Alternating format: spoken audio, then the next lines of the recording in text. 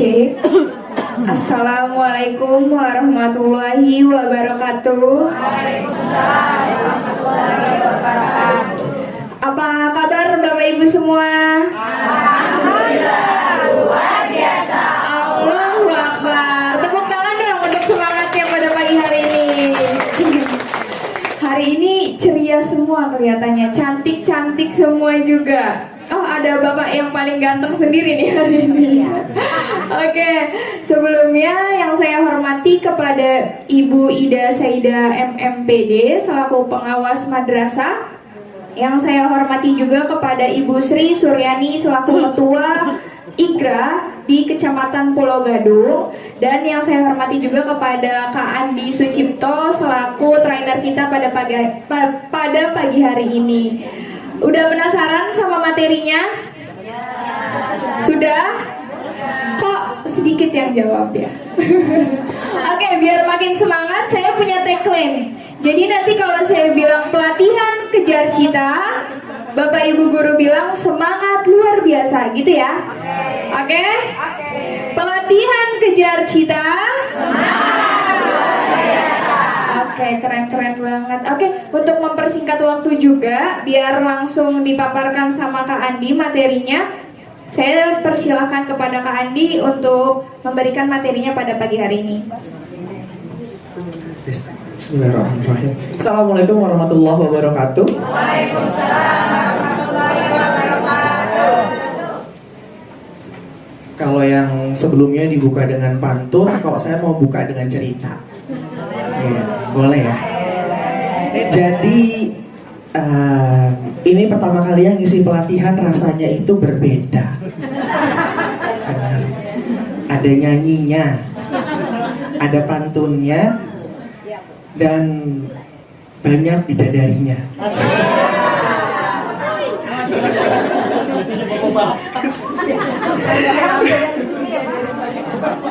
Jadi alhamdulillah semenjak Desember 2021 saya sebenarnya nggak pernah kepikiran bisa keliling Indonesia, tapi gara-gara IKM bisa keliling. Alhamdulillah. Jadi diawali dari Bapak Ibu kenal ini nggak ya? Mungkin Bu Hajaida kenal kali ya.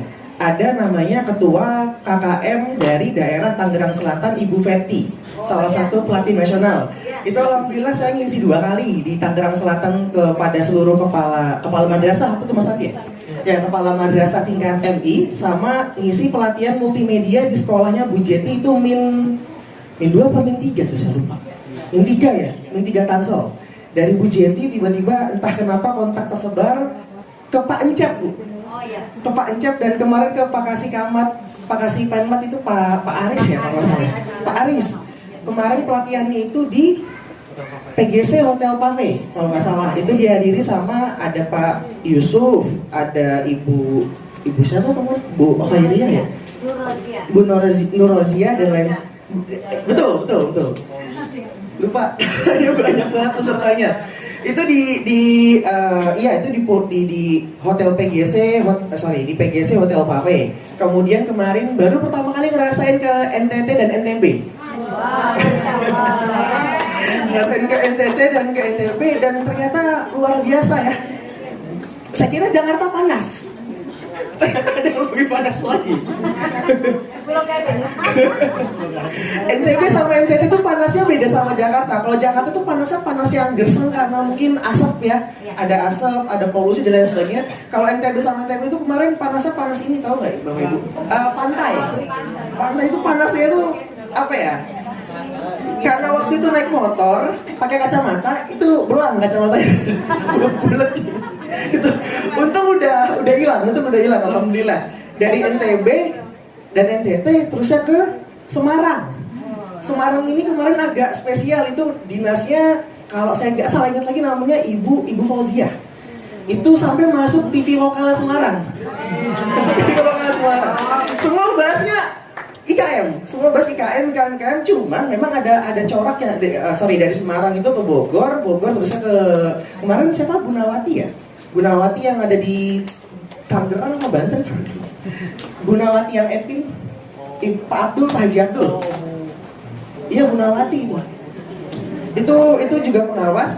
Substansinya itu ada perjalanan yang banyak. Cuman gini, ibu-ibu semuanya, ibu guru semuanya, ada perbedaan. Kalau tahun 2021 yang banyak ngundang itu sekolah dari yang non madrasah. Tahun 2022 justru malah banyak ngundang itu sekolah dari madrasah yang dibawanya Kemenak. Dan setiap kali ngisi di madrasah itu pasti selalu ada curhatan yang sama. Madrasah tertinggal terus Mas Andi untuk sosialisasinya. Terusnya saya tanya kan, tertinggal sampai berapa lama? 1 tahun. Itu bukan ketinggalan, Bu, namanya, Bu. Itu bukan ketinggalan lagi. Ditinggal. 1 tahun bedanya jauh loh, bener. Jauh ya, cukup jauh itu bedanya. Dan juga terakhir ya, tadi Bapak sempat bilang ini adalah penyelenggaraan di RA yang pertama. Dan itu benar. Dari tahun 2021 sampai dengan 2022 ini saya nggak pernah ngisi IKM di RA, padahal materinya udah ada. Tapi nggak pernah ada yang lagi. Ini pertama kali ya, benar. Ini pertama kali ya, benar. Dan yang bikin kaget adalah saya kepingin banget jelasin tentang kurikulum merdeka, tapi isi dari lagu dan juga himne ya namanya, himne dari RA itu sebenarnya isinya sudah IKM. Isinya itu sudah kurikulum merdeka. Ya. Isinya sudah kurikulum merdeka. Membentuk negara dengan cara membimbing dan mengajar. Kemudian menjadi pejuang yang mencerdaskan anak, tapi cerdasnya itu akal dan karakter. Itu semua udah IKM semua itu. Dan yang unik adalah gini. Ini saya nggak apa-apa ya, saya nggak Pak. Yang unik gini, ibu guru semuanya. Jangan ke belakang, Pak. Oh iya. Nanti yang ini saya kirim ke belakang. Sama yang unik lagi, dari semua pelatihan. Jadi gini, di kurikulum merdeka nanti ada penjelasannya. Itu ada fase. Jadi kalau dulu itu kita mengenal yang namanya KI dan KD. Betul ya? Ada KI, ada KD. KD ribet kan ya? Ada 46. Itu disuruh terapin per KD itu per harinya gimana, per minggunya gimana, per kegiatan gimana. Ada yang lancar terapinnya? Kopi paste. Nggak apa-apa. Emang diakui itu ribet, itu memang cukup ribet, makanya kita bersyukur di sini nanti diganti. Cuman gini, dari semua pelatihan ini makanya banyak cuman ya, karena RA itu memang spesial dan istimewa. Dari berbagai macam pelatihan yang diadakan dari dinas, dari Kemenak, dari kepala sekolah Al Azhar, dari kepala tahu sekolah Cikal nggak? Ibu Najla siap, sama sekolah alam tahu? Sekolah yang belajarnya itu malah nyuruh nyeker, bisa ke tanah, ke alam. Dari semua itu, semua pemateri mengatakan kalau tanpa adanya IKM, tanpa adanya kurikulum merdeka, semenjak 2006 sampai dengan sekarang, sebenarnya semua madrasah, semua RA itu sudah merdeka belajar sebenarnya. Jadi nanti di IKM jangan kaget. Kemarin saya sempat izin buat nelpon Bu aja. Ini yakin Bu sampai jam 5 sore? Iya, jam 5. Kenapa? Di era itu perubahannya sedikit sekali perubahannya. Tapi gini, perubahannya sedikit, tapi masalahnya banyak. Biar nggak penasaran, kita langsung masuk ke materinya aja. Jadi kita mau implementasi kurikulum. Ini kayaknya perkenalan di skip aja, nggak apa-apa. Jadi kebetulan kenalan dulu. Udah kenal mata saya. Setiap kali training itu saya selalu nanya, ada misalnya apa nggak, umur saya berapa? Kebetulan dari sekian banyaknya training belum pernah ada yang salah. 27. Salah. 37. Innalillahi. Salah. 25. Salah. 22. 28.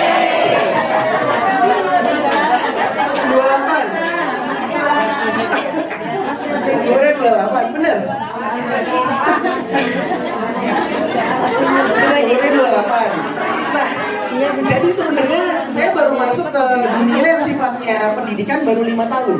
Di karir sebelumnya, di karir sebelum masuk ke trainer, pendidikan dan lain sebagainya, itu benar kata Bapak tadi, memang rasanya nggak bahagia, jujur. Kenapa? Karena jadi cerita sedikit, pasti semua ibu guru di sini tahu yang namanya Royco kan? Tahu. Sasa tahu? Tahu. Mas aku nggak mungkin nggak tahu, ya kan? Itu semua penyedap rasa. Ketika semua dari yang ada di forum ini beli penyedap rasa, pasti kan nggak, yang dibeli kan bukan cuma butiran bumbunya, tapi ada kemasannya. Nah, saya sebelum masuk ke dunia pendidikan, saya bergerak di bidang supply chain. Supply chain itu rantai distribusi. Salah satu rantai distribusi adalah kemasan. Jadi bergerak di perusahaan yang membantu perusahaan multinasional mengadakan kemasan. Waktu itu kebetulan jabatannya adalah area manager. Menghandle kurang lebih ketika itu timnya banyak, ada 40 sekian orang. Dari usia 20-an, 30-an, 40-an gitu ya. Kemasan itu, guru semuanya, itu murah banget. Kemasan itu harganya, satu kemasan Royco itu cuman satu kemasan Royco itu cuman 15 rupiah, 15 perak 15 perak satu kemasan. Kemasannya saja. Tapi sekali mesan 1 miliar picis. Silakan dikali. Dan repeat ordernya, beli kembalinya itu setiap 1,5 bulan sekali. Artinya wajar kalau disebut generasi micin. 1 miliar Royco setiap bulan. Saya baru tahu itu loh, bener. Dan dari situ memang saya jujur, memang ketika bergerak di supply chain, yang paling menyenangkan adalah uangnya. Uangnya besar sekali. Dari kegiatan di supply chain itu sebagai area manager, saya berhasil renovasi rumah orang tua. Dari rumah yang sifatnya kayu bisa jadi rumah full permanen batu bata. Bisa.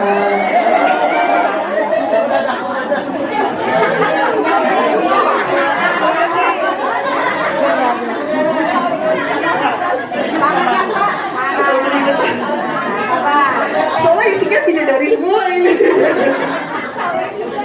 Kemudian dari sini juga ya bersyukur ada istilahnya kayak gadget, motor, mobil bisa semua. Tapi yang paling dapat banyak, tapi kehilangan hal yang paling penting. Dengan pekerjaan yang super sibuk ini, hari Sabtu itu saya harus masuk. Bukan cuma waktu yang hilang. Kebetulan ibu saya adalah salah satu korban COVID. Almarhumah sudah. Ketika meninggal itu sudah ditelepon 3 kali sama ayah. Posisinya masih meeting, masih kerja. Ring, reject. Ini jujur bener, ring, reject. Dan pada akhirnya selesai meeting di WA itu gemeter. Innalillahi itu kata pertama ya. Terus dibuka, sudah berpulang mama. Jadi dapat banyak tapi kehilangan pintu surga. Akan menyesal. Di momen itu akhirnya memutuskan untuk resign atau pindah bidang. Ketika pindah bidang, banyak ya pernah tahu jingle ini nggak? Yang sebuah edutech yang brand ambassador banyak, iklannya banyak. Tahu nggak? Ruang-ruang itu loh. Jangan disebut. Jangan disebut. Setelah dari supply chain masuk ke situ kurang lebih 1,5 tahun sampai jadi tim leader, karena waktu itu diminta pindah ke Bandung, saya nolak. Pindah lagi dari situ ke edutech lagi namanya Kelas Pintar. Di situ nggak bertahan lama karena banyak kendala dan nggak cocok sama visi perusahaannya, dan sekarang berakhir di Kejar Cita. Kurang lebih seperti itu perjalanan singkatnya. Nama Andi Sucipto ini, Andinya itu nama Bugis, Sucipto itu nama dari Klaten.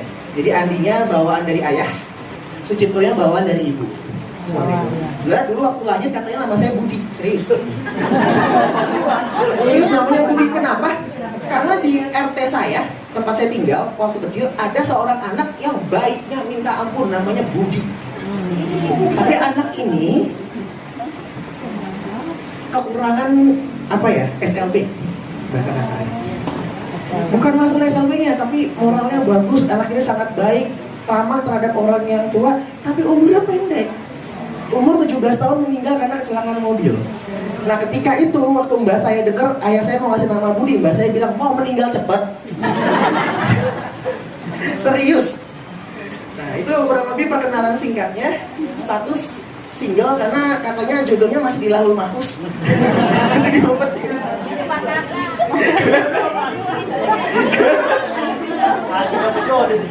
Kalau kayak saya mah nyari di Tanah Abang banyak. Oke, next. Itu kan saya nih. Kalau kejar citanya gimana? Kalau kejar cita itu kita dari 2017 kita kerjasama dengan lembaga internasional namanya Child Fund.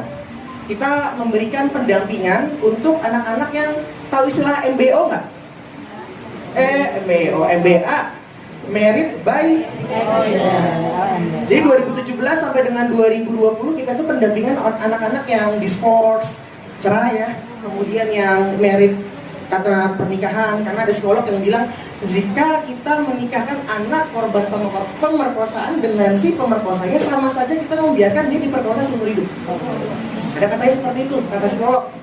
Nah makanya kita datang untuk memberikan namanya itu fasilitator, memfasilitasi si anak biar bisa pulih nih kondisi jiwanya seperti itu.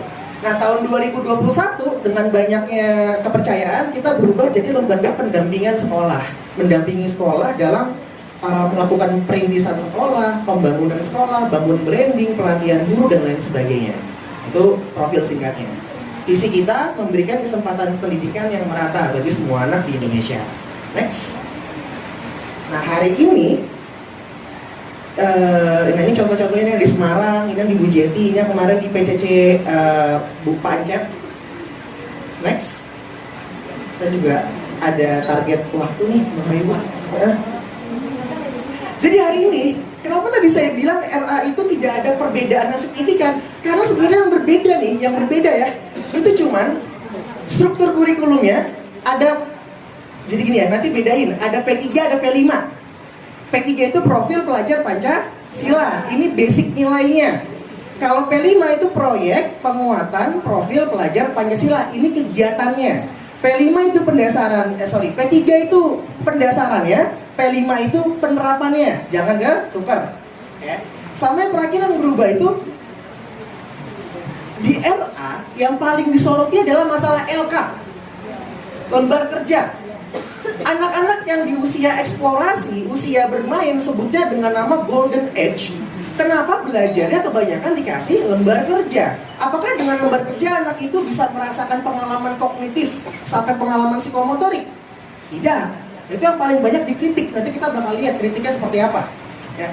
Jadi saya bagi materinya gini. Nanti kita ada praktikum, ada teoretik. Teoretiknya juga dikit banget.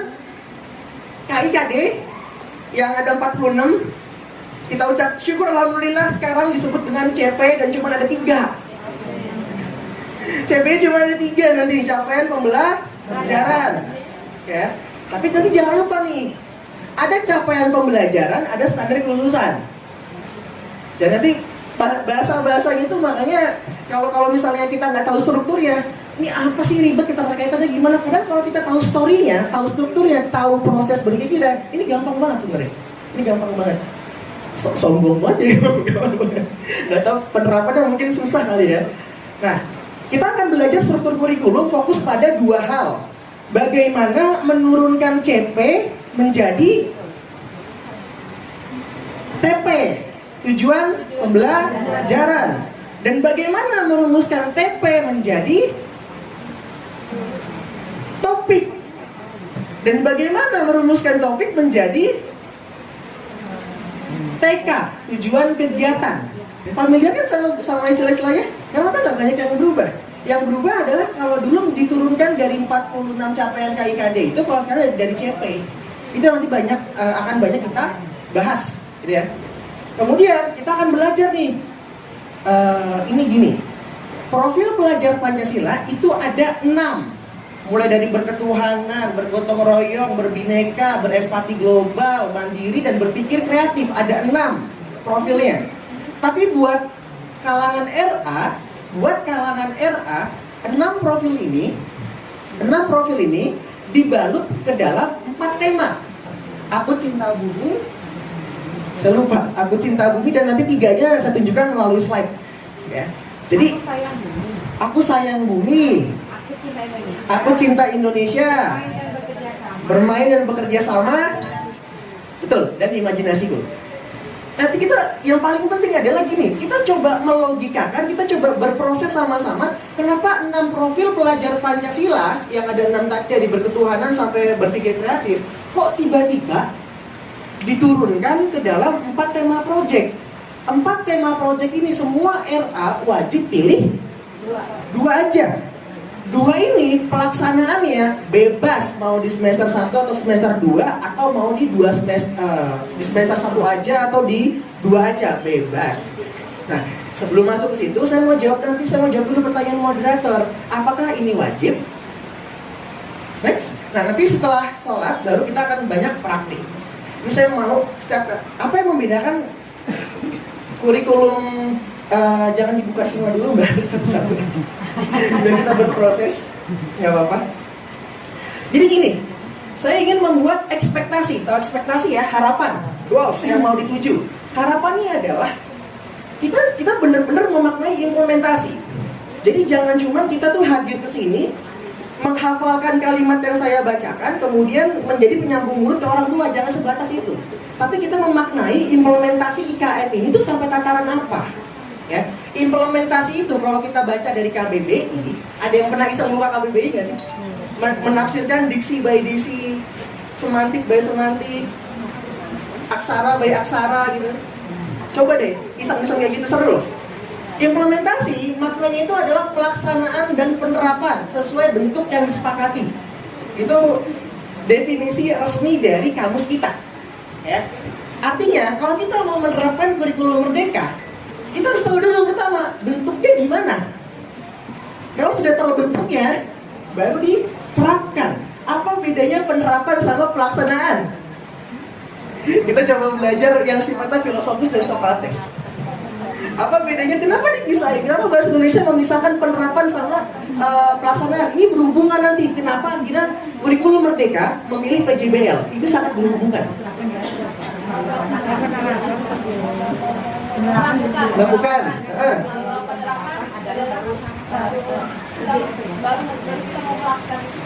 Benar. Kalau penerapan itu bicara soal tataran ide, tataran desain. Menerapkan kurikulum merdeka artinya menerapkan konsep-konsep kurikulum merdeka ke dalam variabel-variabel kepengajaran. Baru diterapkan tuh, baru ditulis, baru ide, baru strategi.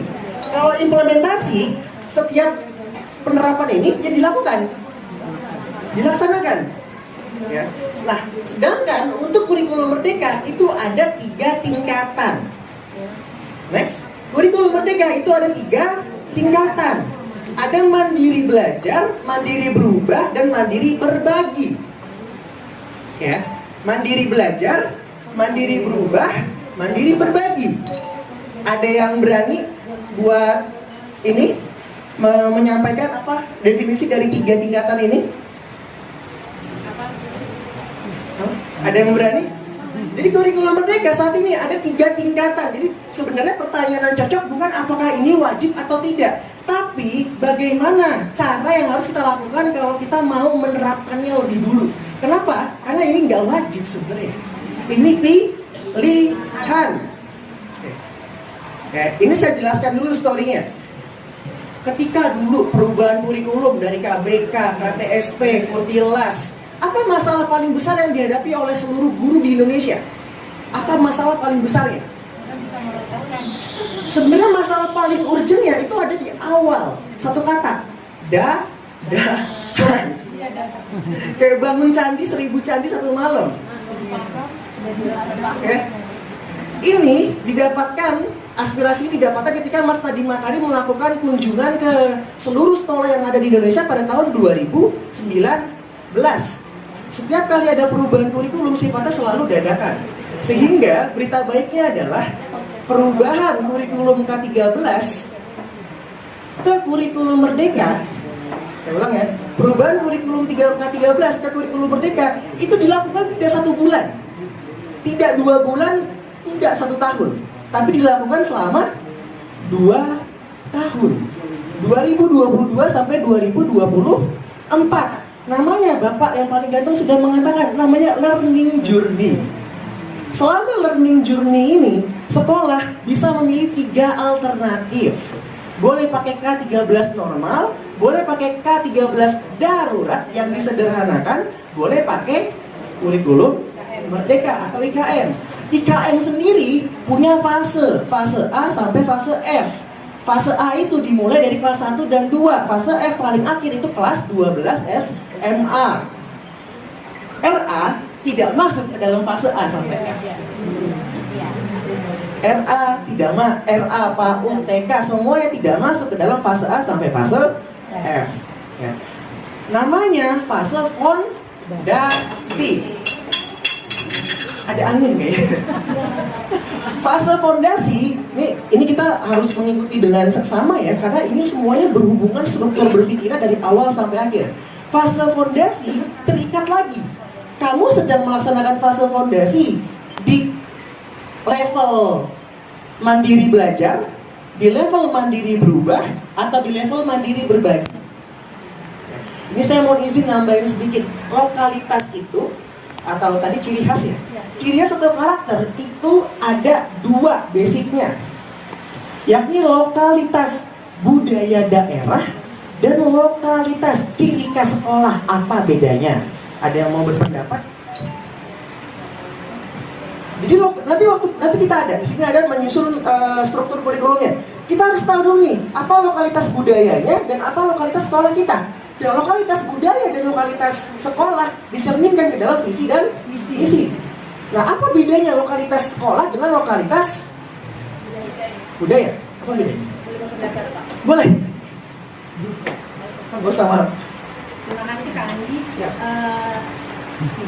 Tadi perbedaannya antara lokalitas budaya dan lokalitas sekolah kita ya. Benar. Kak Andi. Menurut saya kalau lokalitas budaya itu belum tentu sama dengan lokalitas sekolah kita. Betul. Karena budaya itu kan secara menyeluruh. Benar. Ya, sedangkan kalau untuk lokalitas sekolah kita ya ciri lokalitas khasnya sekolah kita sendiri. Boleh plus? Ini bagus banget. Lokalitas budaya tidak selalu sama dengan lokalitas sekolah. Kata kuncinya adalah geografi. Sekarang saya tanya, kalau misalnya kita sekolah di pesisir pantai sama sekolah di Jakarta yang industrial, apakah kebutuhan SDM-nya sama? Beda. Kenapa dihubungkan dengan kebutuhan SDM?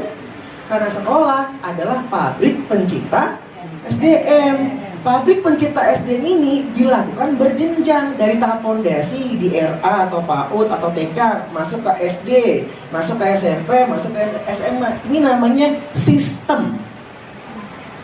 Nanti ini juga akan saya bahas. Seru kan? Seru kan? Dan simpel kan sebenarnya malam ini KM itu nggak semenakutkan opini yang selama ini beredar. Kita lanjut. Kalau mandiri belajar artinya sekolah. Artinya nih ya, sekolah belum menggunakan kurikulum Merdeka, tapi menunjuk beberapa gurunya untuk coba menerapkan komponen-komponen dari kurikulum Merdeka, entah PJBL-nya atau P5-nya. Saya ulang ya, kalau nanti Bapak Ibu daftarin sekolahnya di Mandiri Belajar, maka belum pakai kurikulum Merdeka, masih pakai kurikulum K13, tapi menunjuk beberapa kesatuan guru atau tim lah ya untuk menerapkan beberapa komponen kurikulum Merdeka. Ini yang pendaftaran paling populer di 2021 kemarin, ditutup bulan April kalau nggak salah. Ya. Kalau mandiri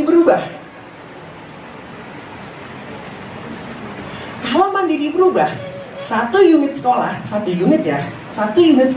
sudah menerapkan kurikulum atau struktur kurikulum Merdeka, sudah wajib pakai.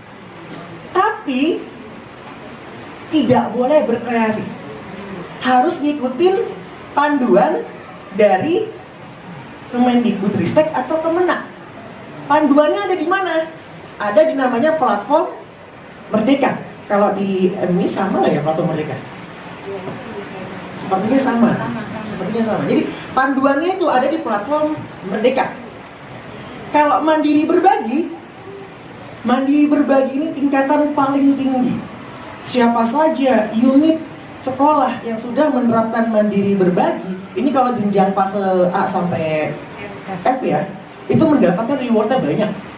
Ada reward prestasi 60 juta rupiah, reward sekolah penggerak 240 juta rupiah, kemudian dana bos per kepala siswanya itu naik dari, kalau misalnya SD, contoh nih SD ya, dari 1.100.000, dari 900.000 jadi 2.900.000. Jadi ada rewardnya kalau sudah jadi mandiri berbagi. Kenapa Mas Andi ada rewardnya? Karena sekolah yang sudah menerapkan mandiri berbagi harus full membuat buku kurikulumnya sendiri. Dan buku kurikulumnya harus berpijak pada struktur IKM. Nangkep ya? Logikanya ya. Nah, step by stepnya gimana? Step by stepnya adalah, pertama, kepala sekolah atau kepala unitnya itu tanya dulu ke diri sendiri, saya siapnya yang mana? Kalau udah siap, tinggal scan barcode. Kalau nggak mau scan barcode, tinggal klik. Ada di mana? Di mana-mana ada. Ada, bisa langsung buka website Kemendikbudristek, bisa buka website Kemenak, bisa buka YouTube. Ada Pautpedia, kalau nggak salah di YouTube juga ada tuh, scan barcode sama linknya. Jadi tempat klik linknya itu banyak. Setelah isi link nanti ngapain, Mas Andi? Setelah isi link, Bapak Ibu dikasih pertanyaan. Pertanyaan nih. Pertanyaannya ada dua tipe. Ada yang deskriptif. Deskriptif itu artinya istilah, pemahaman terhadap istilah. Ada yang analitik. Analitik itu ibaratnya kayak mengukur nih, Bapak Ibu itu punya kreativitas nggak untuk menerapkan IKM secara mandiri. Dari kumpulan pertanyaan-pertanyaan tadi, di ending baru milih mau klik yang mana, mandiri belajar, mandiri berubah, atau mandiri berbagi. Jadi langkah-langkahnya mudah sebenarnya. Buat pendaftar langkah-langkahnya mudah sekali ya. Next. Nah, jangan lupa tadi ya, kita di Raudatul Atfal itu satu standarnya seperti PAUD berarti. Kita ambil fase fondasi. Pertanyaannya gini ya, fondasi itu apa sih definisinya? Dasar. Sekarang saya mau coba berpikir dengan cara yang simple banget. Bapak Ibu pernah ini nggak sih berpikir kayak gini? Kenapa ya kalau bangun rumah, kenapa fondasi itu ke bawah dan membangun ke atas? Kenapa fondasi itu? Kan fondasi kan garuk tanah kan? Kita garuk tanah, terus kita bikin tiang pancang kayak gini. Tiang pancang ini tempat tembok, jendela, dan atap berpijak. Oke. Fondasi itu maknanya tidak sekedar pijakan, tidak sekedar dasar, tidak sekedar apa ya, tidak sekedar pendahuluan, tapi lebih dalam daripada itu. Nah, saya akan menggunakan kalimat yang ada di undang-undang untuk menafsirkan fondasi ini, tapi nggak sekarang. Next, Mbak Asri. Next dulu. Pijakan yang saya gunakan adalah pijakan pertama, Permendikbudristek nomor 5 tahun 2002, Permendikbudristek nomor 7 tahun 2002, Kemendikbudristek nomor 008 dari KR 2022, dan Kemendikbudristek nomor 56 HKR 2022. Jadi ini pendasarannya. Dan pengimplementasiannya mulai dari profil pelajar Pancasilanya, kemudian CP-nya, itu saya ambil dari buku panduan pembelajaran guru PAUD. Ini downloadnya gratis. Ini downloadnya gratis semuanya di websitenya Kemendikbud. Ada semua. Oke. Ini adalah pendasaran yang nanti saya pakai. Dari sini dulu nih, biar nggak dengerin saya ceramah terus. Kita harus feedback dua arah. Ada pertanyaan dulu nggak? Oh, boleh.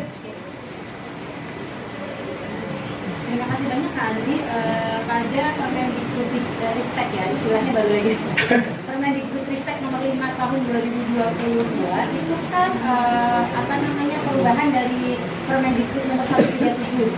Iya, yaitu tentang SPPBA ya, yang tadi sudah disebutkan.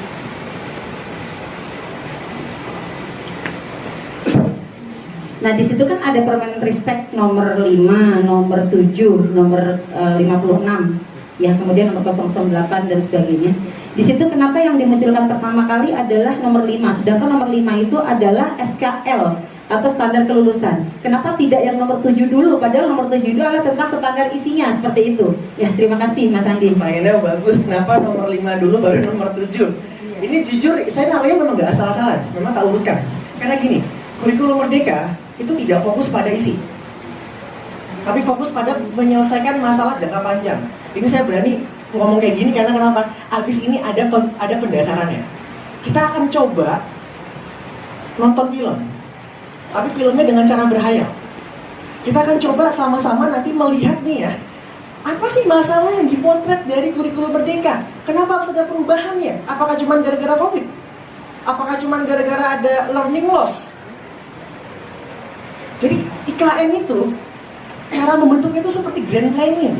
Ada tujuan utama yang mau dituju pada tahun 2030 sampai 2045 nanti. Dan dari tujuan utamanya ini diperas tantangannya atau konteksnya apa saja. Dan tantangan serta konteks ini ditarik lagi menjadi strategi terapan.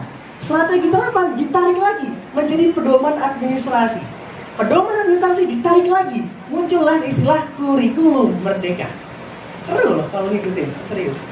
Jadi saya baru bisa jawab itu mungkin setelah menunjukkan masalah apa yang dipotret dari kurikulum Merdeka dan kenapa kita harus membahas standar kompetensi lulusannya dulu, baru bisa tahu isi, baru kita bahas isi. Seperti itu.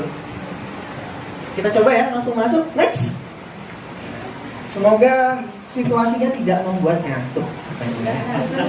Ya. Nah, itu jangan dibuka semua. Satu aja.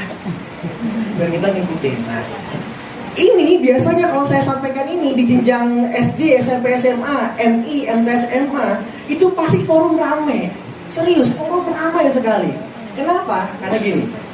Tapi kalau di RA saya belum tahu nanti responnya seperti apa. Karena langsung terasa nggak nih masalah-masalahnya. Sebab RA itu dipuji sama pembuat kurikulum Merdeka. RA itu tanpa ada IKM sudah IKM sebenarnya dari tahun 2006. Seperti itu. Tapi nggak apa-apa saya ceritain ya. Apa masalah yang dipotret.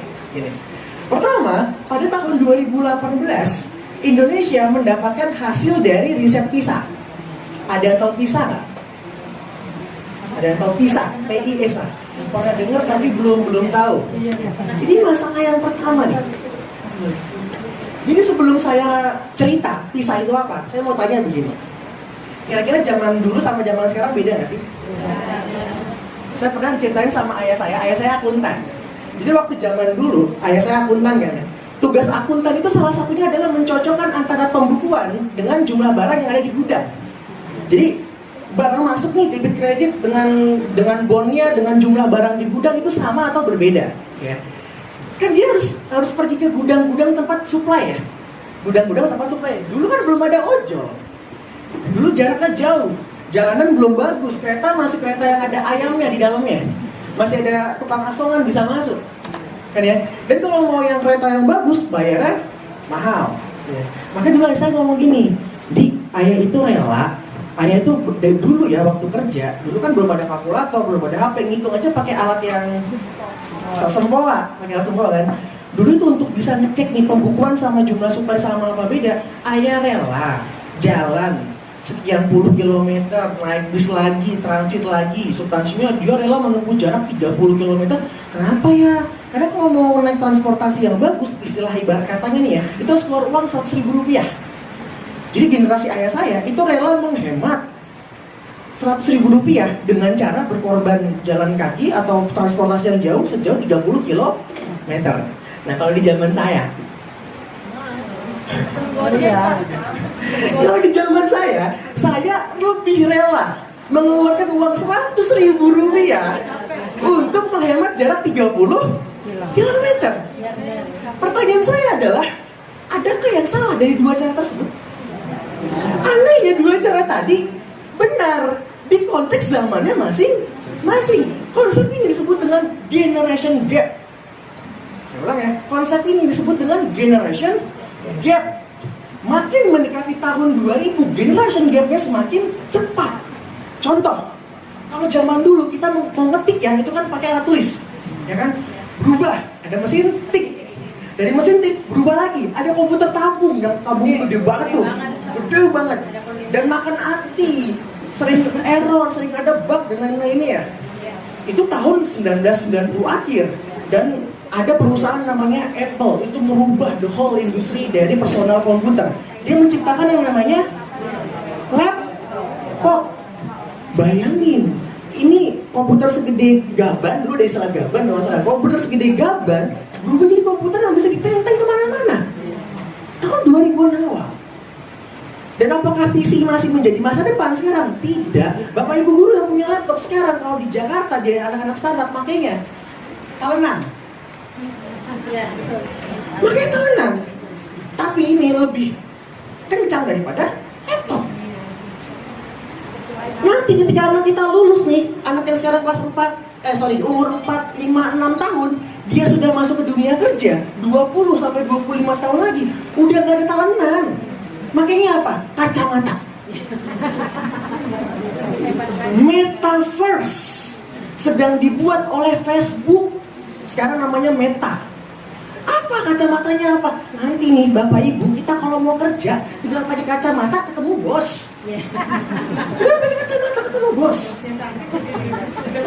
Tahu nggak apa lagi yang seru? Di Metaverse itu orang itu nggak perlu skincare. Kenapa? Dia bertemu dengan orang dengan yang namanya avatar. Bisa pilih, gue pengen kayak artis Korea, ya terserah. Kita akan ada di zaman dimana ada guru ngajar di depan kelas, yang anak-anaknya satu Ultraman, satu Godzilla, satu Rambo. Pernah pelatihan itu juga yang metaverse. Iya benar kan? Ada juga pelatihan metaverse, karena kita udah ngarep sana. Mantap ya? Jadi dunia itu selalu berkembang. Masalahnya perkembangan itu tidak merata. Ya. Oleh karena itu dunia punya istilah. Istilahnya apa? Ada negara maju, ada negara berkembang, ada negara tertinggal. Saya masuk sekarang ke konsepnya. Bisa. Ini yang dipotret oleh Kemendikbudristek. Jadi IKM ini ya Bapak Ibu itu nggak gini. Mas Nadim ya anak senja gitu kan lagi sore-sore minum teh, minum kopi. Ah bosan nih bikin IKM mah. Nggak begitu. Ada masalah yang dipotret. Ini masalah pertama. PISA. Tahu tidak tahu susah. Apa? Program for International Pajak Assessment. Benar. Lembaga yang mengasesmen bukan siswa, tapi sistem. Pabrik penghasil SDM-nya. Kenapa perlu kayak gitu? Saya kasih semuanya harus jawab, semuanya harus ikut berpikir. Saya contohkan. Ada negara nih ceritanya, Jepang. Jepang negara maju. Ceritanya dia dikelilingin sama negara-negara berkembang. Contoh misalnya ada Indonesia, ada Filipina, ada Thailand, Sri Lanka, Bangladesh dan lain sebagainya nih. Saya tanya hal yang simpel. Kalau negara-negara berkembang ini mendapatkan SDM dari Jepang, untung atau rugi? Untung atau rugi? Yang bilang untung? Yang bilang untung? Yang bilang rugi? Kenapa rugi? Kenapa rugi? Karena percepatan pengembangan di negara itu tidak bisa diimbangi dengan SDM dari negara yang belum sampai ke tahap itu. Akhirnya dampaknya apa? SDM dari negara berkembang ketika masuk ke negara maju yang terpakai bukan skillnya tapi tenaganya. Itulah muncul istilah namanya tenaga kasar. Nangkep ya? Sekarang pertanyaan dibalik. Kalau negara berkembang dapat SDM dari negara maju, itu nggak tahu. Kalau negara berkembang dapat SDM dari negara maju, untuk nggak tahu rugi.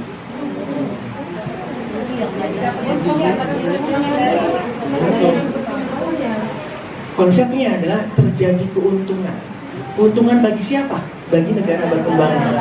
Kenapa? Terjadi yang namanya transfer of knowledge.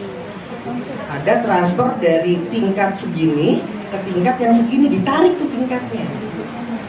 Dan tahu apa yang menakutkan dari negara Indonesia saat ini Bapak Ibu? Yang menakutkan adalah kemarin di TikTok saya dan di Instagram saya viral sebuah video.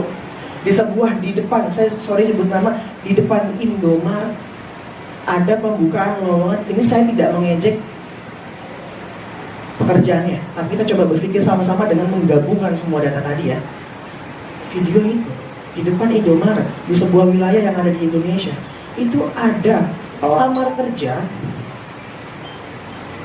bercelana panjang hitam, berok hitam, berbaju putih, nenteng map. Dan rata-rata usianya adalah 19 sampai 22 tahun. Mengantri untuk posisi kasir. Tahu jumlahnya berapa? Kenapa bisa sampai viral? 1.000 1.400 pelamar CV yang masuk hanya untuk posisi kasir.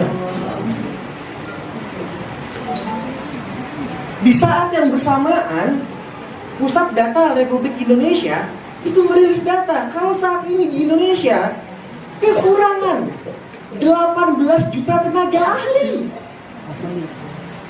Indonesia kekurangan 18 juta tenaga ahli. Tenaga ahli definisinya apa, Mas Andi? Tenaga ahli definisinya adalah orang yang punya skill spesifik untuk pekerjaan berorientasi masa depan.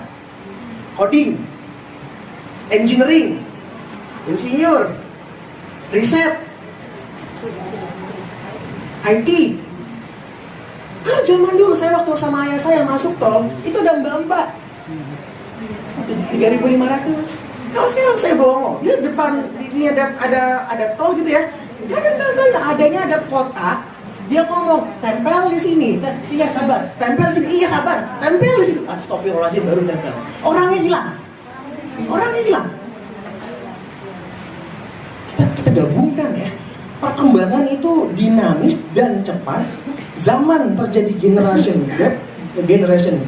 Kemudian Indonesia kekurangan 18 juta tenaga ahli. Di saat yang bersamaan, pengangguran di Indonesia naik menjadi 9 juta orang. Apa artinya? Bukan tidak ada lapangan pekerjaan, SDM yang tidak cocok dan tidak bisa memenuhi kebutuhan. Nangkep nggak maksudnya di sini? Itu yang dipotret. Oleh karena itu, kalau ada SDM mau kerja di negara lain, internasional PBB ini harus punya standar biar tidak ada negara yang dirugikan. Dia membentuk yang namanya PISA, yang diukur cuma 3. Kemampuan dia untuk belajar mandiri, kemampuan dia untuk berpikir mandiri. Beda ya, nanti saya tunjukin literasi sains sama literasi matematika itu bedanya apa. Jadi dia mampu berpikir secara mandiri, mampu berpikir secara logis, dan mampu menganalisa kondisi sekitar. Itu doang yang diukur. Kenapa kayak gitu? Kan perubahan zaman cepat ya. Waktu kita kerja, waktu kita bekerja nantinya, ada nggak sih pekerjaan yang dibimbing dari 0 sampai 100? Saya waktu awal kali kerja sama bos saya tuh dulu, udah nih kerja, tanda tangan kontrak, datang hari pertama, saya harus ngapain? Ya udah dibayar, mikir sendiri. Jadi dunia industri itu adalah dunia di mana ketika ada manusia yang sudah masuk ke dunia profesional, dunia industri, tidak akan ada namanya mentor dan guru.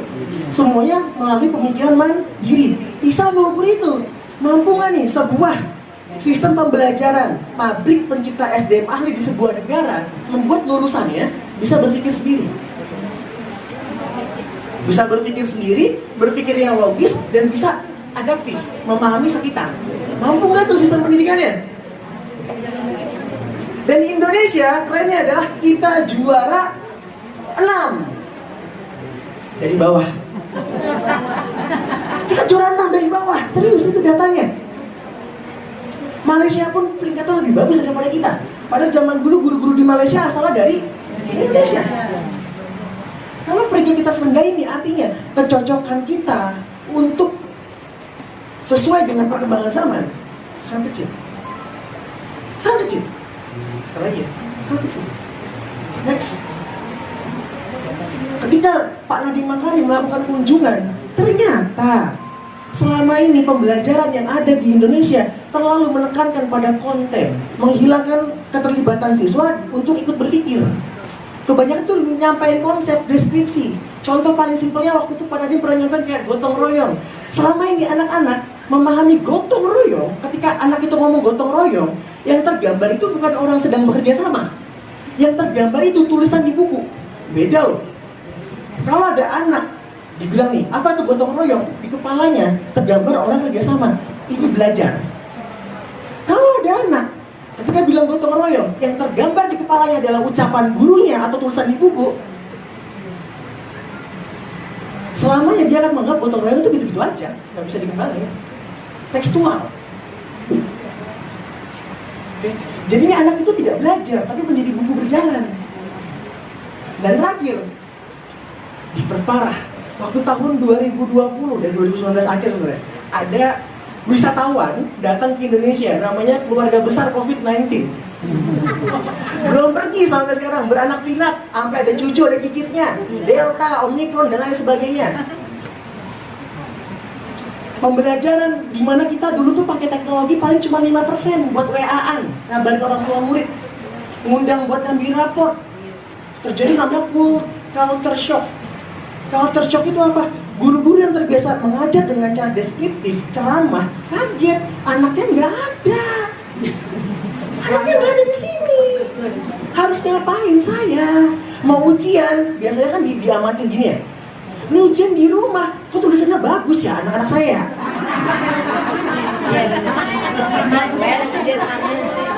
Terjadi namanya culture shock.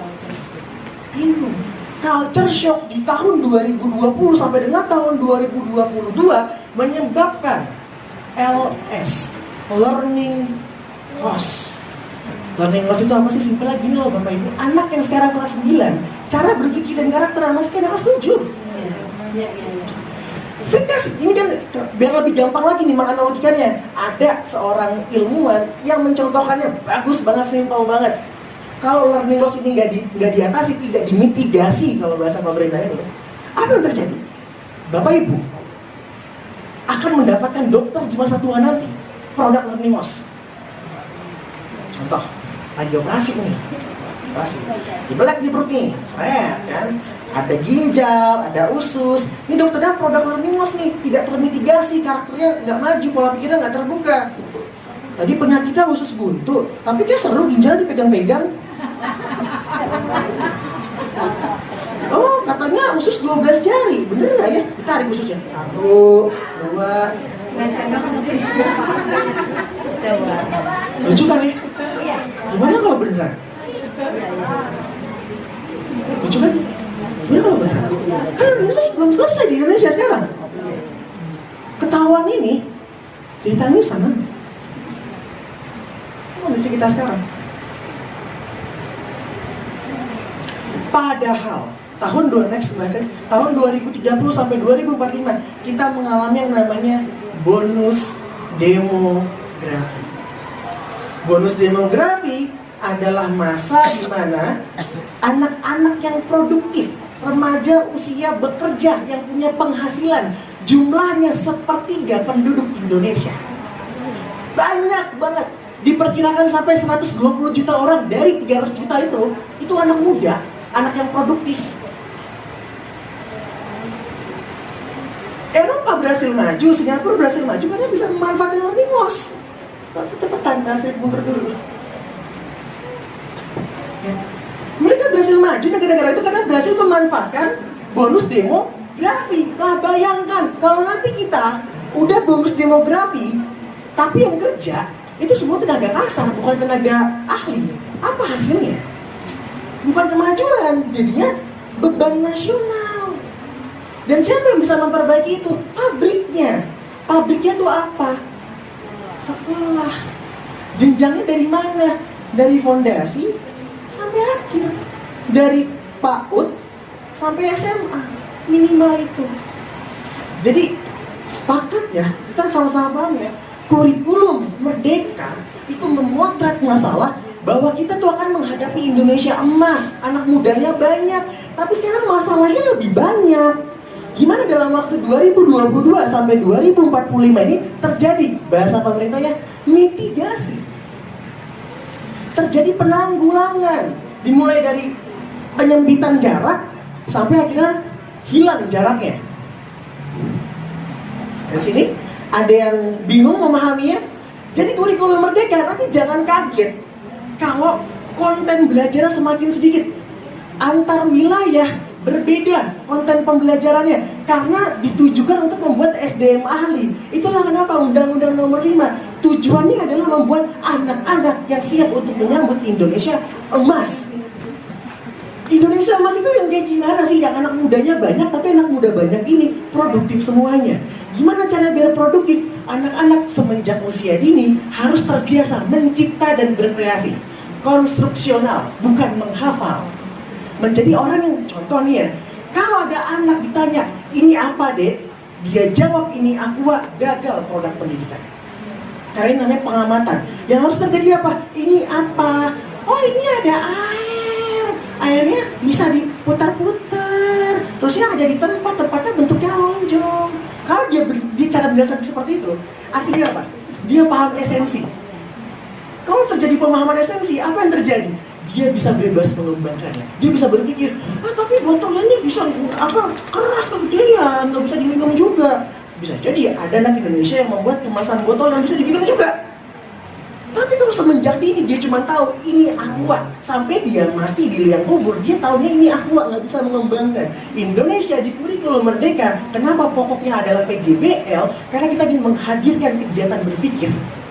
Saya ulang ya, kita ingin menghadirkan kegiatan berpikir. Anak-anak mengikuti full kegiatan berpikir. Tapi kegiatan berpikir jenjang SD sampai SMA berbeda dengan kegiatan berpikir jenjang RA. Seru kan?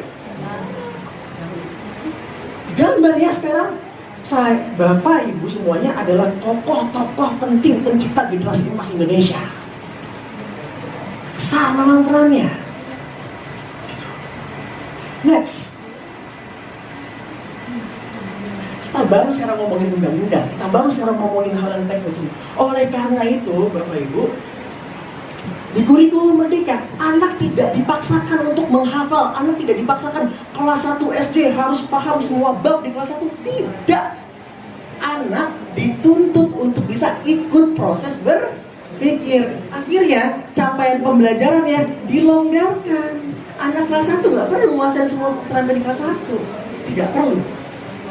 Ini fasenya. Masalahnya adalah RA atau PAUD atau TK itu nggak masuk di semua fase ini. Kalau masuk di fase ini perubahannya banyak banget. Ada ATP, alur tujuan pembelajaran, ada modul ajar, ada asesmen diagnostik, ada asesmen informatif dan satu lagi saya lupa tuh. Ada AKM juga, ada portofolio, banyak banget perubahannya. Kita adanya di fase fondasi. Tadi kan saya janji ya, kita mau bedah fondasi nih. Jadi kalau para ahli yang menciptakan kurikulum Merdeka ini, itu mencontohkannya pintar sekali, luar biasa sekali. Untuk kita bisa paham fondasi, sesimpel ini. Apa bedanya persiapan lomba dengan lomba? Apakah persiapan lomba selalu bicara soal persiapan? Tidak. Maka apa beda esensial persiapan lomba dengan lomba? Apa perbedaan paling esensial?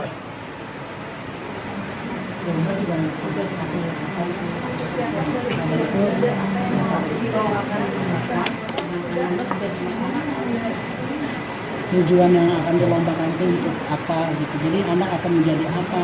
Kalau di kota itu kan banyak lomba-lomba. Kalau lomba ini misalnya supaya anak menjadi anak yang kreatif, yang fokus, yang dan itu. Jadi memikirkan tujuan. Saya contoh ini. Lomba debat bahasa Indonesia.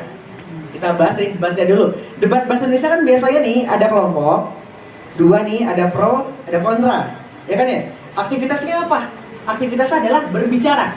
Spesifik saling membantah argumen. Itu kegiatannya. Maka persiapan lombanya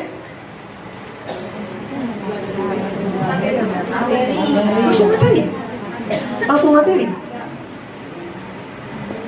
Ini kalau saya cuma nampilin undang-undang, kita bingung nanti. Maka lebih baik undang-undang itu saya bikin analogi tanpa keluar dari konteks. Apakah persiapan itu selalu ngomongin langsung ke materinya, langsung ke inti lombanya? Apa kalau itu persiapan itu apa? Sebenarnya kalau buka undang-undang langsung ada tulisannya. Apakah persiapan selalu ngomongin konsep?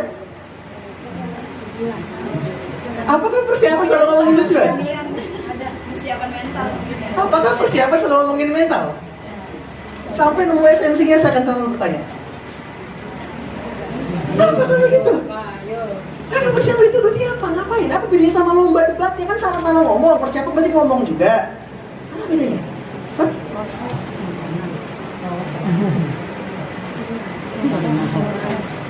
Bayangkan per. Persiapan itu pernya, lomba itu pantulannya. Fondasi itu neken pernya, dan pelaksanaan itu adalah pantulan bolanya. Fondasi itu berbicara soal menciptakan standar semenjak awal. Kalau kita mau bikin rumah gedung 3 tingkat, ekspektasi kita rumah gedung 3 tingkat, fondasi kita tidak mungkin 1 tiang. Kalau persiapan kita mau menang lomba debat bahasa Indonesia, ekspektasi yang kita buat semenjak persiapan bukan cuma menguasai materi, bisa jadi juga psikologi. Nanti mimik kamu gini ya, biar dia tertekan ya. Waktu tidur tuh lawannya tuh. Gesturnya juga membangun ekspektasi semenjak awal, itulah fondasi. Men-set tujuan semenjak dini, itulah persiapan. Jadi fase RA, fase PAUD adalah fase untuk men-set ekspektasi. Ekspektasi apa yang mau kita set? Ekspektasi anak siap sekolah. Udah nomor 5. Ekspektasi anak siap sekolah dan ekspektasi ini yang serem. Dan ekspektasi anak siap berperan dalam masyarakat dunia, masyarakat, negara, dan dunia. Bahasanya serem. Kita menyiapkan anak untuk ngeset nih, anaknya tuh bisa sekolah. Tapi kan sekolah itu ada banyak ya targetnya. Ada sekolah ranking sekian, sekolah pinternya sekian, sekolah nemu bakat. Ekspektasinya itu target gitu. Itu kita set waktu RA sebenarnya. Itu kita set sebenarnya ketika RA. Makanya penting sekali RA itu. Sehingga cara belajar di RA untuk memaknai golden age, usia anak golden age ya, itu cara belajar harusnya tidak dengan lembar kerja, tidak dengan kertas, tapi dengan cara eksplorasi. Eksplorasi terjadi ketika anak usia 4-6 tahun melakukan permainan. Dan uniknya adalah di kurikulum Merdeka SD sampai SMA disebutnya Merdeka Belajar. Sedangkan untuk tingkat RA ya, PAUD ya, disebutnya Merdeka Bermain. Bukan saya yang bikin istilahnya, ini undang-undang. Ini undang-undang yang bikin. Kayak kita sedang ingin membangun SDM ahli. Kalau kita mau men-set SDM ahli semenjak awal, ahli dalam apa? Ahli dalam berpikir, ahli dalam mengamati sekitar, dan ahli dalam beradaptasi. Agar apa? Agar sesuai dengan perkembangan zaman. Kan gitu. Nah ini tuh diciptakan dari mana? Dari semenjak fase fondasi. Gitu. Makanya nanti pembelajar, nanti di sini ya, saya kemarin telepon sama Bu aja, katanya ketakutan Bapak Ibu itu sebenarnya di administrasi ya, di RPP. Saya bilang salah. Yang paling banyak berubah di IKM RA itu bentuk kegiatan. Ada lost part. Lost part, saya lupa. Ada lost part ya. Ada lost part. Ada bermain dengan membaca kalau salah, nanti kita lihat ya. Terusnya ada STEAM. Ada STEAM juga. Bapak Ibu di kurikulum Merdeka, jangan takut sama administrasi, merdeka. Bikin RPPM sama RPPH sama RPPM-nya. Luar biasanya adalah tidak ada format baku. Tidak ada format baku. Tidak harus copy paste dari internet, ganti-ganti. Tidak ada. Semuanya berlandaskan eksplorasi permainan. Jadi saya kaget kalau masih ada guru RA yang takut sama administrasi. Takutlah pada bentuk kegiatan. Kita sedang men-set ekspektasi anak-anak generasi emas Indonesia. Proses belajar dan bermainnya ekspektasi tinggi loh. Itu sebenarnya yang seharusnya kita jadi fokus. Next ini tadi langsung buka semua, nggak apa-apa. Jadi nanti pegang omongan saya, gak banyak berubah. Gak banyak berubah buat administrasi. Berubahnya cuma istilah doang. Dari KIKD jadi CP, terus ada TP, ada TK, ada topik, ada project. Itu doang berubahnya. Nanti tahu nggak justru ini yang tantangan paling susah nih. Apa yang bakal berubah juga? Satu hal yang paling substansial berubah di kurikulum Merdeka fase RA itu adalah lingkungan belajarnya berubah. Jadi nanti ada nih bab khusus, pasal khusus itu yang apa? Memerintahkan untuk men-setting lingkungan belajar. Ada loh. Harus begini, lingkungannya harus begini, ramah anak, bla bla, itu nanti ada sih. Nah, kita masuk ke situ. Ada yang ngantuk? Ya. Saya mau ngasih doktrin, pemahaman paksa. Ya, saya mau ngasih doktrin. Kalau saya ngomong merdeka belajar, semuanya kepaling tangan ke depan dan sama-sama teriak, Guru Lentera Perubahan demi Indonesia Emas. Guru lentera perubahan, sekata per kata. Biar di doktrin, saya itu lentera loh. Saya itu lentera perubahan. Kalau nanti sudah usia pensiun, ada cucunya ternyata gembira banget bermainnya. Ya ampun, dulu berubah susah, tapi cucu saya sekarang belajar dengan senang. Cucu saya sekarang bisa berpikir karir, bahkan dia masih SD loh. Sekarang ini bentuknya. Karena kita coba ya. Kalau saya bilang merdeka belajar, guru lentera perubahan. Tolong yang semangat. 1, 2, 3. Merdeka belajar, guru lentera perubahan. Satu kali lagi ya, maaf ya. Merdeka belajar, guru lentera perubahan. Ini didoktrin ya, tolong didoktrin ke diri sendiri. Kita sedang ingin membuat perubahan. Kita sedang men-setting ekspektasi Indonesia emas. Jadi jangan lagi kalau di tingkat taman kanak-kanak, ayo kita belajar alfabet. Dikasih kertas, tulis A sampai Z. Astagfirullahaladzim. Kenapa bukan tahu? Itu klasik banget. Jangan. Tidak ada lagi LK. Jangan LK. Ada banyak, ada tadi ya luspa, ada luspet ya, ada luspet, kemudian ada bermain dari belajar, ada STEAM dan nanti banyak. Buku cerita bener ada juga. Bahkan di undang-undang tuh ya, sama di buku PAUD itu sampai dikasih spesifikasi buku. Pertama kali saya lihat undang-undang ngatur buku. Ada spesifikasi buku yang boleh ada di taman kanak-kanak. Ya, lu tahu buku ini nggak sih yang pop up ya kalau dibuka? Itu nanti dibiayain sama negara kalau udah daftar. Daftar. Kalau belum daftar jangan tanya saya. Ntar dulu. Saya tanya nih, sekarang belajaran mau pakai lihat undang-undang apa mau pakai analogi kayak gini? Lebih gampang nggak? Komben ya? Saya komben lagi. Asal sinkron sudah. Siap. Next.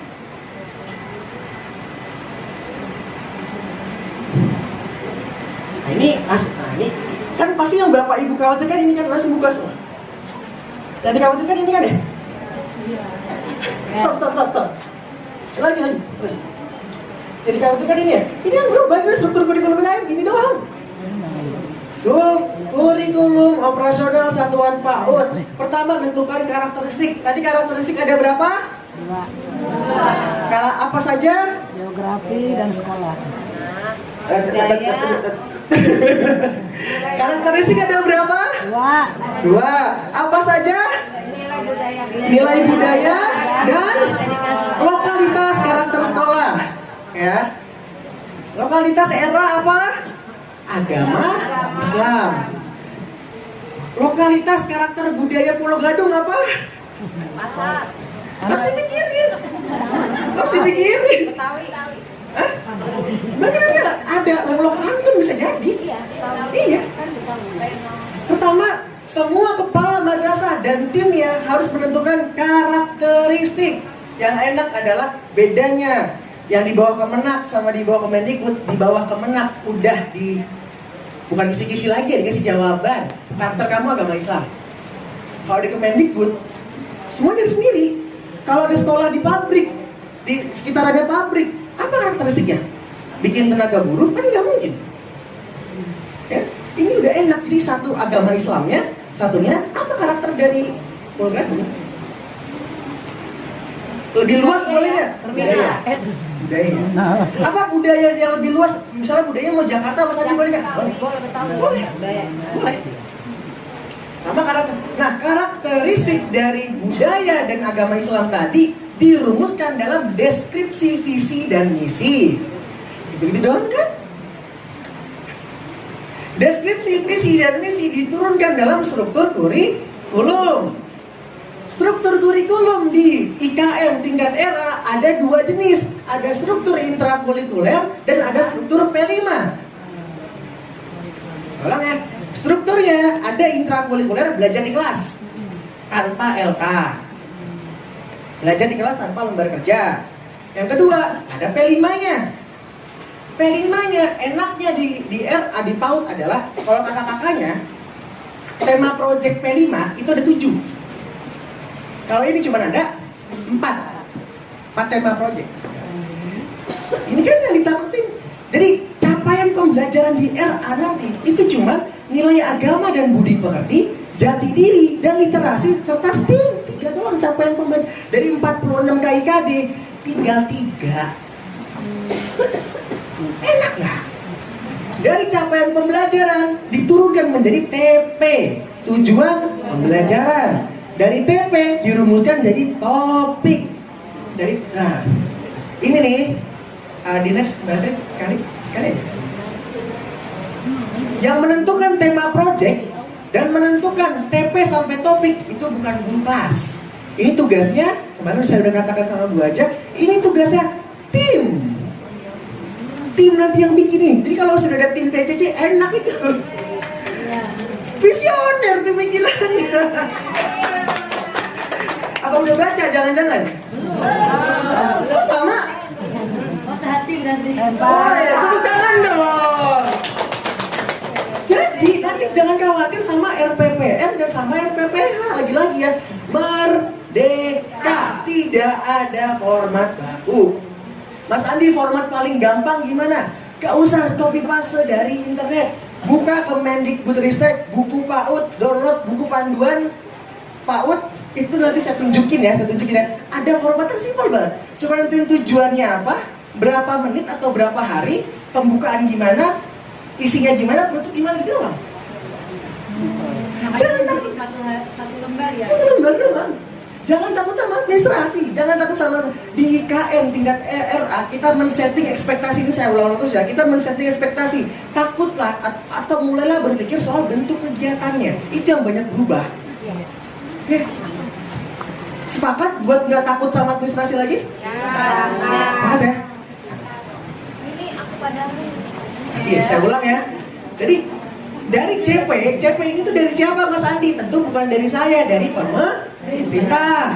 Ini nilai agama dan budaya pekerti, nomor 2 jati diri, nomor 3 literasi dan STEM. STEM itu sains, teknologi, art, sama matematik. Gak usah dihafal, ada dokumennya. Jangan dihafal. Engineer-nya nggak ada. Engineer ada. Ya. Nah, dari capaian pembelajaran muncul TP, tujuan pembelajaran, sampai muncul topik. Topik, Mas Andi kalau saya topik mau ngikutin tema boleh nggak? Merdeka. Saya mau bikin sendiri boleh nggak? Merdeka. Masih takut sama administrasi? Ini tuh cuman bagan, Bapak Ibu. Ditulis di Word, sekali bikin selesai. Tanggung jawab kita tuh ngajarnya nanti. Bagannya bagus, ngajarnya alfabet, tulis di ABCD. Kok tepuk tangan ya? Berarti masih ada ngajar pakai lembar kerja?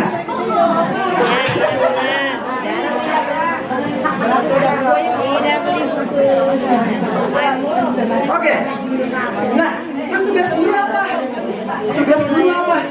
Tugas guru tinggal dari topik yang udah dibikin sama tim, kepala sekolah dan tim ini ya, baru bikin TK, tujuan kegiatan. Ini kalau zaman dulu namanya RPPH sama RPPM yang tadi ada formatnya. Kalau udah bikin ini, terapin. Takut salah format? Buka Kemendikbudristek, download panduan, buku panduan PAUD. Kalau masih nggak percaya sama saya, lihat itu isinya. Ya ampun, simpel banget, kayak makalah SMP. Bener, saya mau lihat.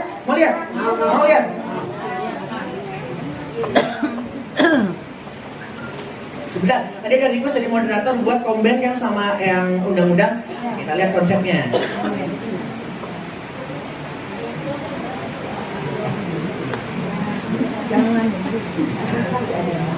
Kalau saya belajar itu pasti selalu pakai mind mapping.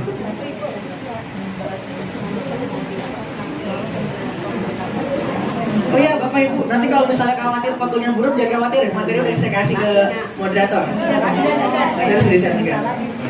Nih kita lihat ya Bapak Ibu, kurikulum merdeka. Gua nggak kelihatan.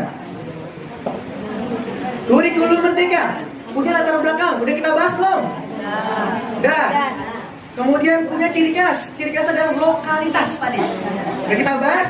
Udah. Sampai dikit. Kurikulum merdeka punya capaian. Capaiannya itu per fase. Dan fase RA di luar fase A sampai F. fase fondasi. Tapi fase fondasi. Fondasi udah kita bahas belum? Apakah cuma sekedar persiapan? Setting ekspektasi generasi emas. Oke. Kemudian dari fase fondasi atas dikit. Nah, tadi STTPA-nya diwakilin sama CP kalau udah penerapan struktur operasional. Ini di undang-undang mana? Nomor 5. Next. Ruang lingkup pembelajarannya udah disebutin ada 6 tadi ya, ketuhanan, motor, kinayanya. Itu undang-undang nomor berapa? Nomor 7. Next. Bentuk pembelajarannya ada intrakurikuler sama ada P5. Nomor berapa? 56. Next. Tujuan pembelajarannya nilai agama, jati diri sama literasi. Nomor 8 saya lupa tulis. Oke. Gampang kan? Gak perlu baca terus ini apa, minusnya nambah, kacamata tebal. Gampang cara berpikirnya kan gampang ya. Kalau kita tahu masalah apa yang dipotret, bagaimana cara berpikir pemerintah step by step, dan kenapa muncul PJBL, muncul P5, muncul karakteristik. Sekarang saya rangkum semuanya. Kita mau membentuk Indonesia Emas 2030 sampai 2045. Oleh karena itu butuh anak-anak yang sesuai dengan perkembangan zaman yang sangat cepat. Oleh karena itu ukurannya adalah literasi dan numerasi. Kemampuan anak untuk ikro, membaca sekitar. Ikro itu bukan melafalkan A, B, C. Ikro itu bacalah untuk menemukan kebesaran Tuhan. Artinya apa? Analisa. Konteks. Numerasi bukan matematika. 1 tambah 1 sama dengan 2 itu matematika. Kalau numerasi, kenapa 1 bertemu 1 urutan logikanya memunculkan angka baru? Itu logika berpikir, itu numerasi. Kita mau membuat anak-anak yang punya logika berpikir dan bisa punya literasi yang baik. Untuk mewujudkan ini semua, tidak mungkin cara belajarnya berbasis LK, harus berbasis pada project. Karena project membuat anak melakukan eksplorasi. Oleh karena itu IKM di undang-undangnya mewajibkan semua pembelajaran menggunakan PJBL. Setiap SDM itu terikat kebutuhannya dengan geografis. Anak yang nanti berkarir di pantai dengan anak yang berkarir di dunia industri beda apa sama? Beda. Oleh karena itu ciri khas utama dari IKM adalah lokalitas. Setiap daerah di Indonesia punya lokalitas masing-masing, tapi kita tetap Bhinneka Tunggal Ika.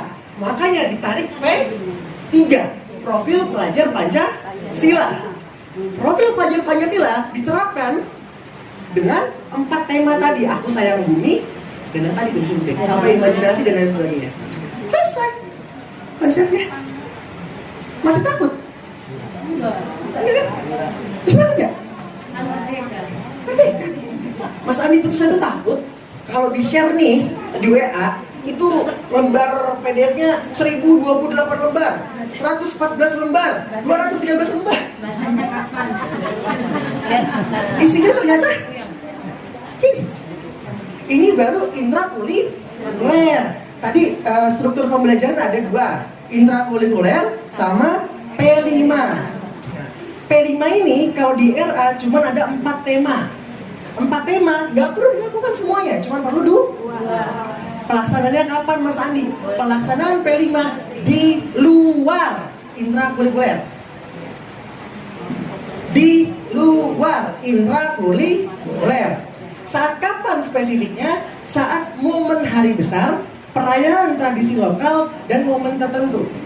Hari besar tentunya kayak apa? 17 Agustus, Idul Fitri. Benar, dirasa di mana? Kalau momen tradisi lokal, PRJ, Lantang Jakarta lokal itu, ya kan? Nah, yang jadi PR yang hari ini kita bakal latihan adalah bagaimana tim dari Jakpro Gadung ini bisa mengcombine, memunculkan program basicnya P3,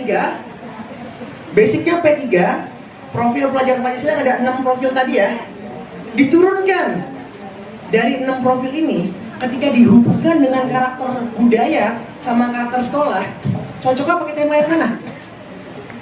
Cocoknya pakai tema yang mana? Saya ulang ya. Tugasnya nanti itu yang akan kita latih banget adalah kita tahu dulu 6 profilnya. tahu dulu 6 profilnya. 6 profil ini mana paling cocok dengan lokalitas budaya dan karakter sekolah? Mana yang cocok? Kalau udah nemu yang cocok, pilih temanya. Masuk dengan tema. Kalau sudah pilih tema, bentuk kegiatannya apa? Kegiatannya harus berhubungan dengan CP. Apakah harus semua CP? Enggak. Terus ya, pelaksananya kapan? Ya tanggalan. Selesai. Itu yang kita latih hari ini. Bawa kertas semua.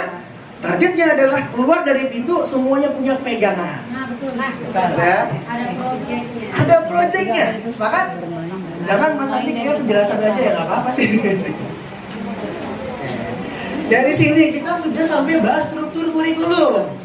Yang ternyata yang selama ini kita anggap ngomong ratusan lembar halaman, ribuan lembar. Oh gini ya?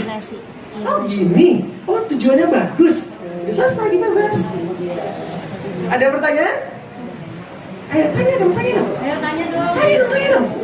Mas Andi berapa jam? Belajar seminggu 900 jam. 900 menit, sorry. 3,5 jam, 900 menit. 900 jam. 900 menit. KIKD hilang nggak? Hilang. Berarti Mas Andi dalam satu hari itu kita belajarnya untuk kegiatan intinya 30, terus untuk intinya bermainnya gitu Mas. Jawabannya merdeka. Kalau di KIKD diwajibin. KD-nya berapa menit pembukaan? Berapa menit? Kalau di sini merdeka. Sorry. Jangan ada merdeka bukan bebas. Jangan merdeka bukan.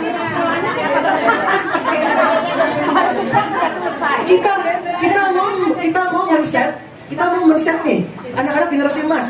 Tapi 1 jam udah pulang. Bisa itu ya? Bisa nggak kira-kira? Yang bilang bisa sini. Yang bilang bisa sini. Yang bilang bisa. Next. Kita sebentar lagi break. Udah habis lah sebentar. Nah ini ya. Pertanyaannya adalah simple. Kenapa sih kita harus membuat anak itu siap tadi ada 2 siap, jangan lupa ya. Siap bersekolah dan siap berperan dalam masyarakat, negara, dan dunia. Ya. Kenapa sih harus ada 2 kesiapan tadi? Kenapa guru-guru RA harus membentuk 2 kesiapan tadi? Baik dulu. Baik lagi. Dan saya bilang ya, pendidikan itu adalah pabrik untuk menciptakan SDM ahli akan berperan di sektor-sektor masyarakat. Masyarakatnya terikat dengan geografis, terikat dengan budaya. Okay. Oleh karena itu, proses pendidikan dilakukan dengan cara guru melakukan pembentukan ke siswa yang dibentuk apa? Ilmu dan karakter. Lembaga yang menaunginya apa? Sekolah. Haluan besarnya apa? Next. Kurikulum nasional. Ini adalah skema atau bagan pendidikan. Pendidikan yang berhasil adalah yang berhasil mencetak SDM ahli. Tadi SDM ahli apakah SDM yang tenaga kasar? SDM yang berorientasi pada pekerjaan pemecahan masalah di masa depan. Ya. Oleh karena itu, simpel. Semua anak kita, bahkan kita ya, itu mengalami next momen sekolah dan momen berperan. Bapak Ibu sekarang perannya sebagai berarti sudah masuk di momen. Berarti sudah menjadi SDM ahli. Apakah sudah ahli? Udah dong. Cuman kepleset aja kemarin. Cuman kepleset doang, mungkin ngasih paper gitu kan. Makanya momen sekolah harus membuat kita siap bersekolah. Momen berperan membuat kita siap berperan. Jadi semua dari kalian itu logis gak? Logis. Berpijak pada masalah gak? Orientasinya masa depan gak? Iya. Selesai. Kalau kayak gini berarti apakah masih sekali lagi ya? Takutnya salah bentuk kegiatannya atau salah administrasinya? Tapi jangan khawatir, dua-duanya hari ini saya kasih. Administrasi saya kasih, untuk itu saya kasih. Jangan khawatir. Next. Nah, ini kalimat undang-undangnya. Nomor 8 yang tadi saya bilang saya lupa tulis. Nomor 8 yang tadi Excel saya lupa tulis. Kalimat undang-undangan nih, capaian pembelajaran PAUD meliputi TK, RA, BA, KB, SPS, TPA merupakan fase fondasi yang artinya, yang tadi juga saya bilang ya, kalau bahas fondasi dari apa namanya, dari undang-undang langsung ketahuan jawabannya, gak seru. Dari kita berdialektika, ya. Yang artinya fase ini merupakan pijakan pertama di dunia pendidikan dan nih kata kuncinya, tujuannya adalah set ekspektasi. Tujuannya adalah mempersiapkan tumbuh kembang anak agar siap bersekolah namun lebih siap berperan dalam komunitas, negara, dan dunia. Ini udah di-share loh dari bulan Januari 2022. Ada yang udah baca?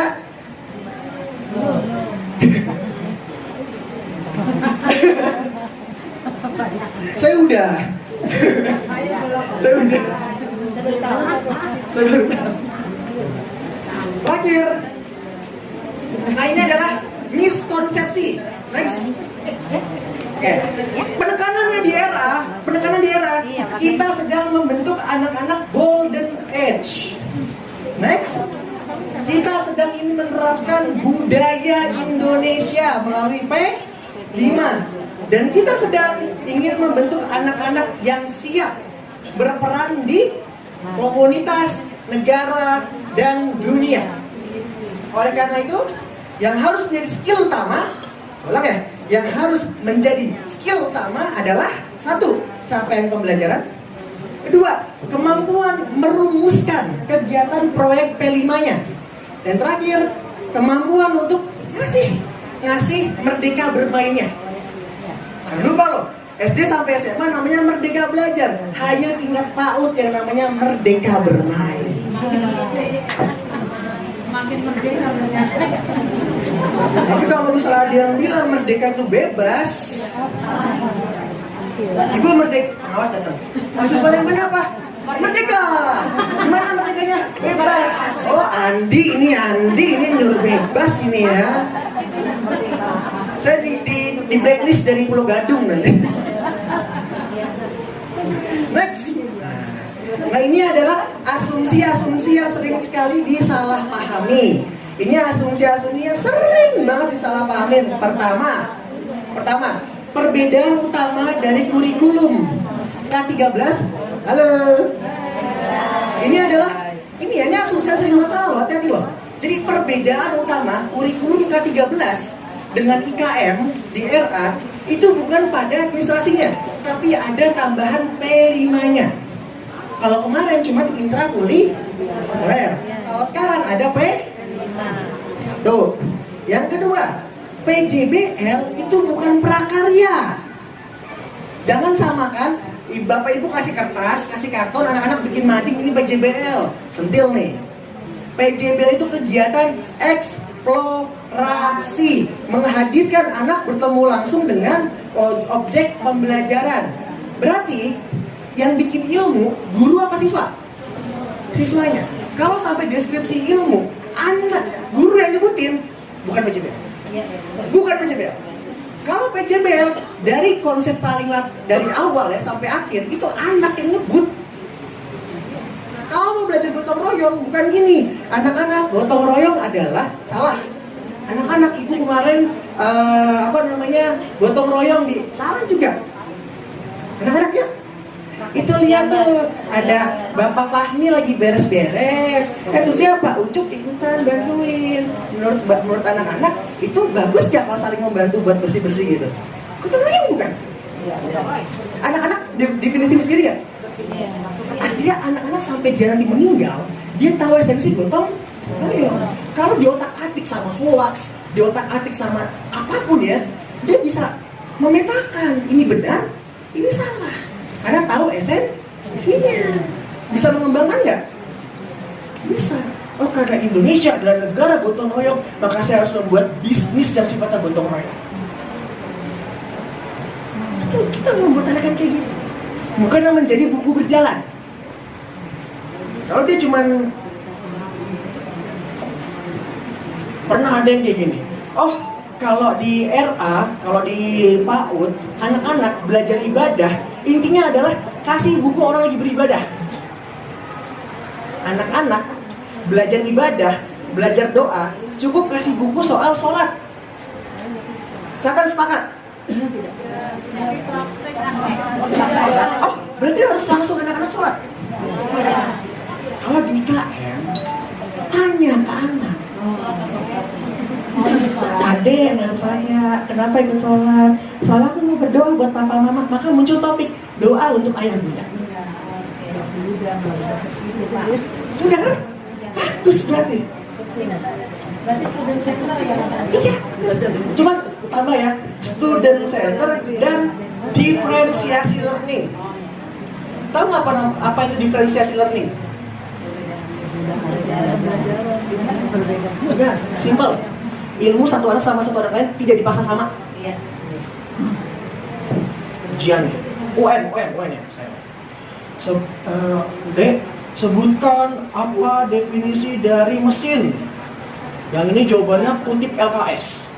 Sebutkan definisi mesin, kutip LKS. Nilai UN-nya bagus. Di kita bangga. Di mata internasional nggak bisa kerja.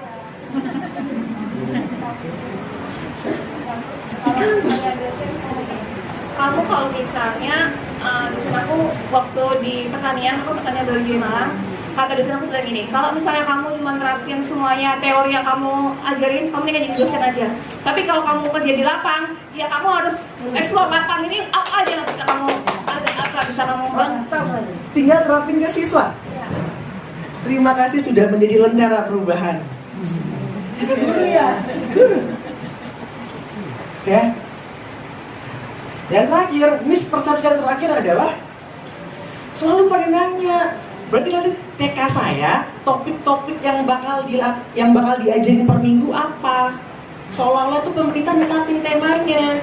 Saya jawab lagi ya, temanya merdeka ditentukan oleh semua guru-guru, tapi harus berpijak pada CP.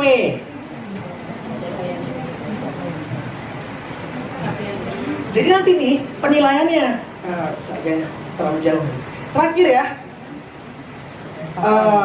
P5 penerapannya itu nggak harus di semester tertentu, bebas. Kalau ini kalimatnya bebas. Boleh semester 1, boleh semester 2, boleh gabungan. Jadi jangan terpetakan, oh kalau saya mau P5 harus selesai di semester 2. Enggak. Sesuai itu bisa. Sesuai hari besarnya, momentum perayaannya kapan. Habis ini kita praktek. Semua saya bentuk tim nanti. Tapi bisa nggak ya bikin blunder ya? Yang tahu kita kalian ya.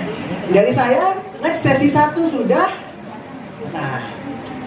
Sesi 1 targetnya adalah kita memahami struktur kurikulum dan menghancurkan paradigma keliru dari IKN. Apakah Bapak Ibu sudah merasa target tersebut tercapai?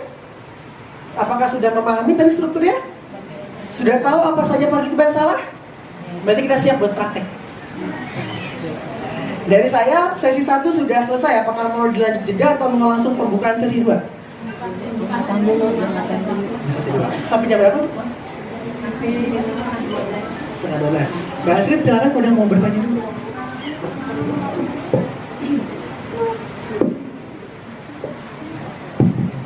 Oke, gimana materinya? Mantap. Ngebul nggak? Ngebul.